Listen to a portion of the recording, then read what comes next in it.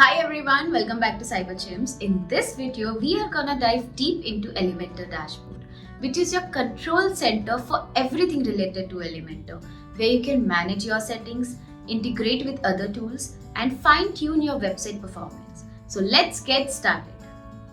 Okay, and for that, first log into your WordPress admin dashboard and then navigate to Elementor. And now here you can see the first option as Home. Click on it.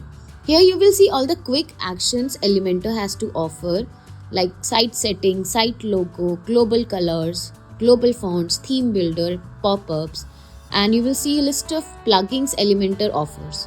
And on your right hand panel you will see Help Center. You can check out Elementor's YouTube channel, you can join Facebook community, and you can also read blogs. Now let's go to the next option, which is Settings tab. So if you click on Settings, this page will appear, and here you can see 5 tabs: General, Integration, Advanced, Performance and Features. So we'll look at them one by one. Let's start with the General tab. The general settings in the Elementor dashboard allow you to choose where Elementor can be used, and you can also decide whether to use Elementor's default color or font or your theme's default.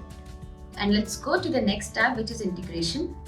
So here you can connect Elementor with third-party services like Google Maps and enter your API keys for seamless integration over here.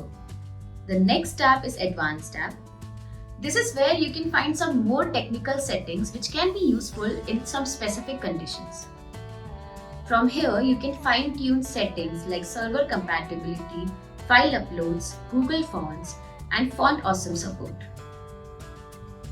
So if ever you encountered this error, then you can enable Switch Editor Loader method, and this can help fix that issue. By enabling this setting, you can control how Google Fonts are loaded on your website, or you can disable them completely. And the next tab is Performance tab. This section offers tools to improve your website loading speed. You can choose the best method for delivering CSS files to your visitors. You can prioritize loading important images first and delay loading images below the fold. You can also reduce loading times by only loading necessary Gutenberg scripts and styles. And the last tab is Features tab. This section lets you experiment and try out new features in Elementor. For example, you can experiment with features like optimized markup, local font loading, and element caching to improve website performance. You can also utilize advanced layout options like custom breakpoint, containers, and nested elements for creative design. Now let's go to the next option, which is Role Manager. So as a website admin, you can manage what your users can edit with Elementor. You can assign various roles to your user. This is important for maintaining website security and ensuring that only authorized users can edit your website. To manage permission for a role, just click the down arrow to expand and then mark the check boxes to grant or limit permission for that role.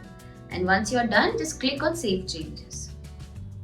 And with that, let's go to the next setting, which is Element Manager. So this is one of my favorite settings offered by Elementor. Here you can clean up the Elementor editor by disabling the elements you're not using. This can improve loading times and reduce clutter. If you scroll down, you will see a list of elements. So if you're not using any element, just disable it and then click on Save Changes.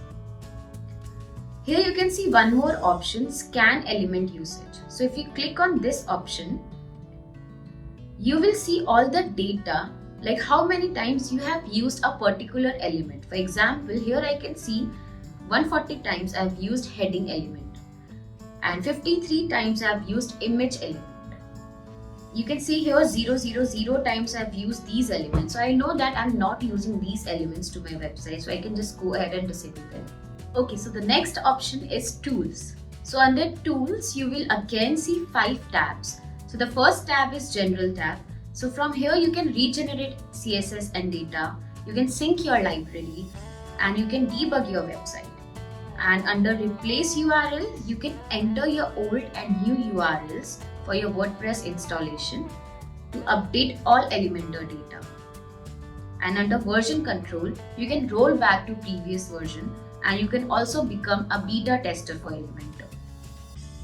And under maintenance mode, you can set your website as a maintenance mode, and for that just go to choose mode, and here you will see 3 options: disabled, coming soon, and maintenance. So you can choose any option you want to choose and then click on save changes. And the last tab is import export kit. So from here you can import or export a website kit. The next option is system info. Here you can see the detailed information about your server, WordPress installation, and active plugins. This is valuable for troubleshooting and debugging. The next setting is Get Help. So if you click on Get Help, this will redirect you to the help center of Elementor.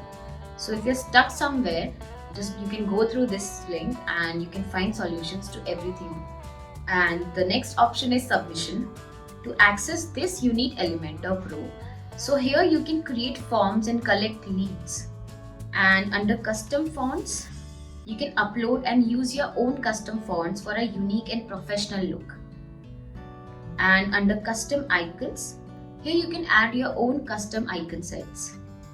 And under Custom Code, you can enhance website functionality and add custom interactions.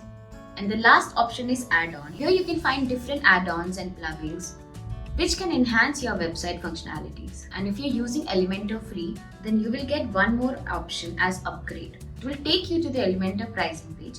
Here you can choose any plan and you can upgrade to the Elementor Pro.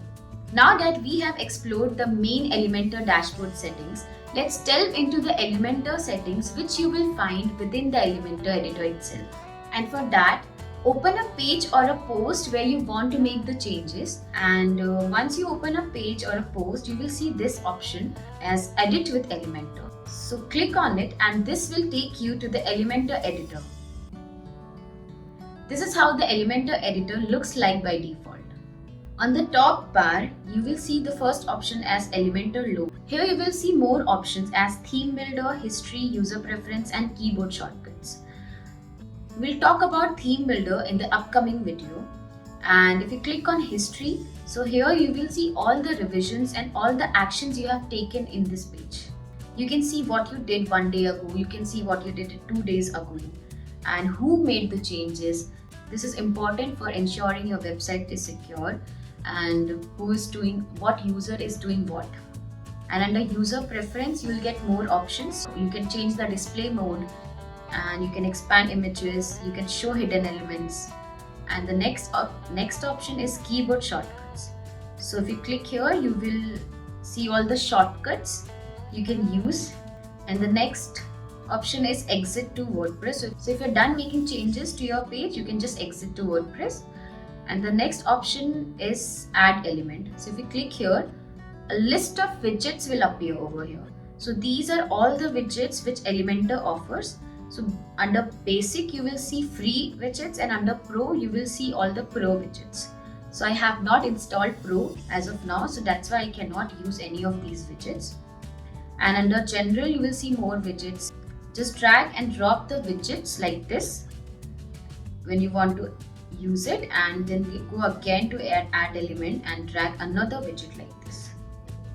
So once you've added an element, just click on that element, and on the left hand panel you will see 3 tabs: content, style, and advanced. So this helps you in customizing your elements. So for example, here I'm using image widget.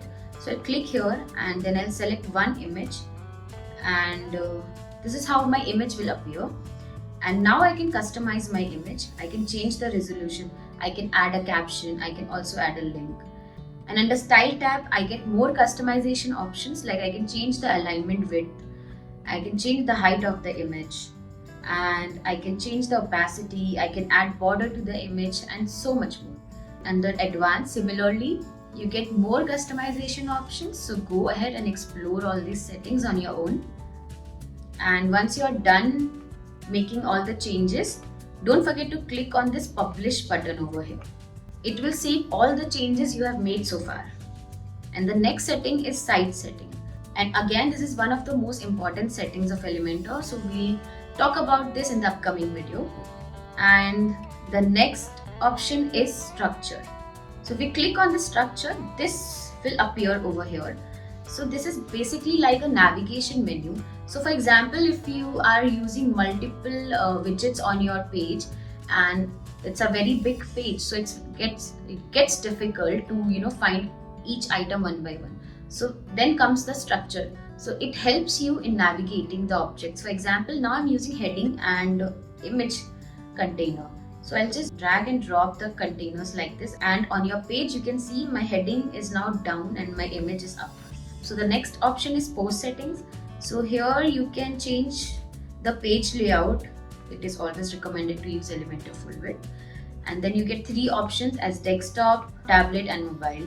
So you can see how your website will appear on tablet, on mobile or on desktop while editing. And the next option is what's new. So if you click on this, you will get all the information what's happening over Elementor, around Elementor. And under Finder, you can find anything in Elementor. And then you get help section. So if you click on it, then again it will take you to the help center.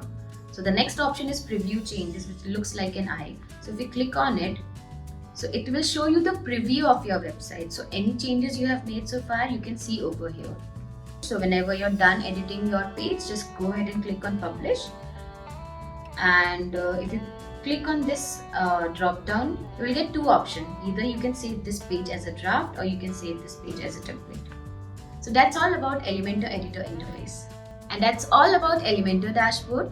If you enjoyed this video, don't forget to like and subscribe, and I'll see you in the next video. Till then, take care and goodbye.